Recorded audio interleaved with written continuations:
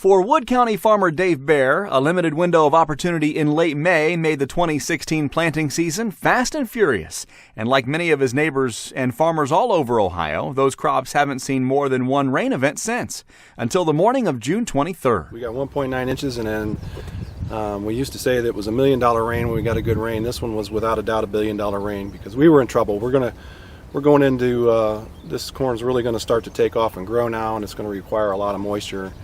And it had pulled all its reserves that we had in our subsoil. I mean, there was nothing left. So this was not $1 million rain, it was $1 billion rain. Right now, the way I'm looking at it is that when you look at the corn plants, and you're going to see a lot of corn plants in northwest Ohio this way and that, going down deep, all right? When it was dry, yes, we needed the rain. More importantly, we had good root development. They were going down. They were going down searching for that moisture and nutrients, keep the plant healthy in that. So, you know, we've got some really nice corn that's responded. I dug some plants up here. Really, the ground isn't hard, it's still loose. The roots are still going down.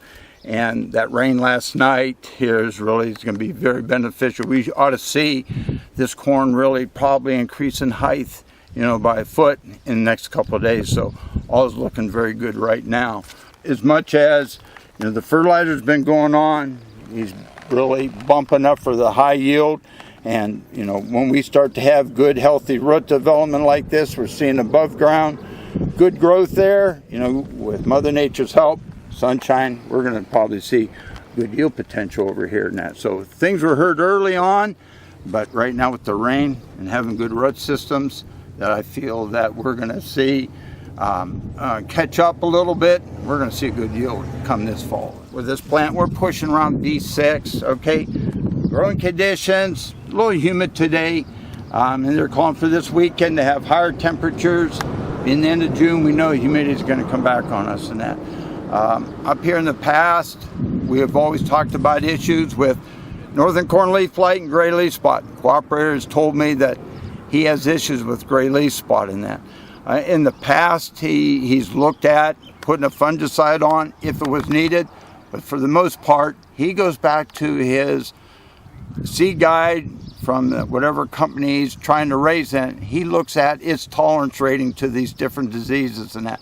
With the lower prices, especially this year and that, he's relying on those genetics, the tolerance against northern corn leaf blight or gray leaf spot to be more positive for him this year, and not allowing him to go ahead and spend the money on a fungicide. And the fungicide was running $35, $40 an acre and that.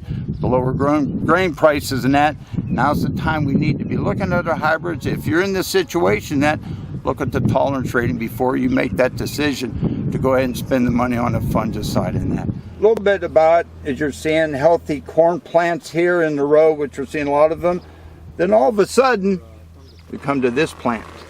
All right, and you see the yellowing leaves or so. Now, on the bottom, they're green. But up here is basically it's turned to yellow. And we've seen this last year, and we've seen it this year.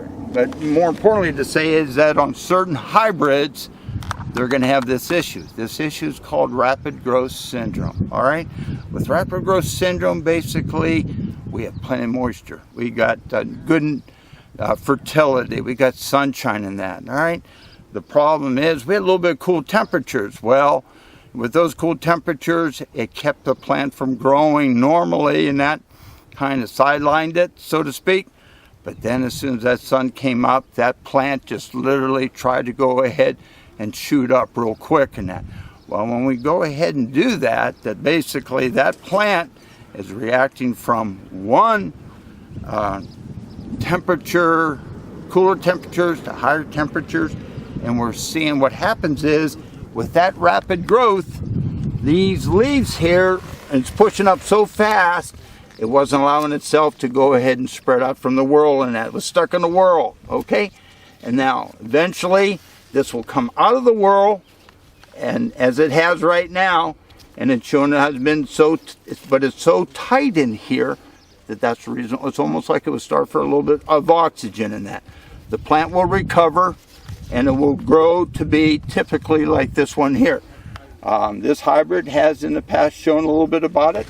But one thing to say about it is with rapid growth syndrome, this is not a yield limiting factor. Just walked a little bit far from the cornfield and the field of beans here, which you could see with cereal rye sowed last fall. In his practice, Dave, the cooperator's been doing this for several years, planting the rye, killing the rye, goes to soybeans. It works very good for soils up here, helps break up some of that compaction, as well as you can see right now how green the beans are in that. Now I've dug up some plants here. Keep in mind, we had very dry conditions here, all right? A little different on the corn. The corn's roots, they went down, all right?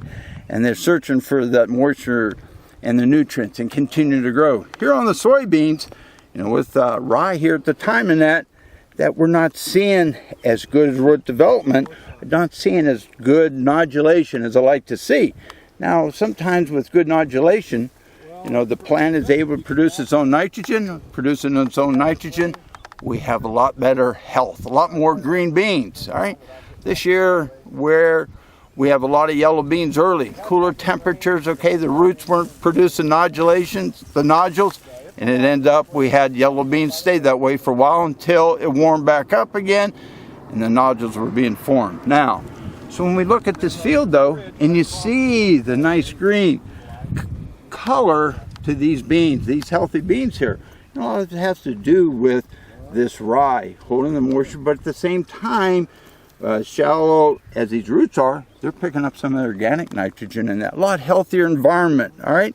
It's a lot healthier beans in that. Kind of stretched a little bit, but it's been a proven practice for the cooperator, and he's done real well. So we're looking as a cover crop, really trying to help maybe correct some issues in the soil.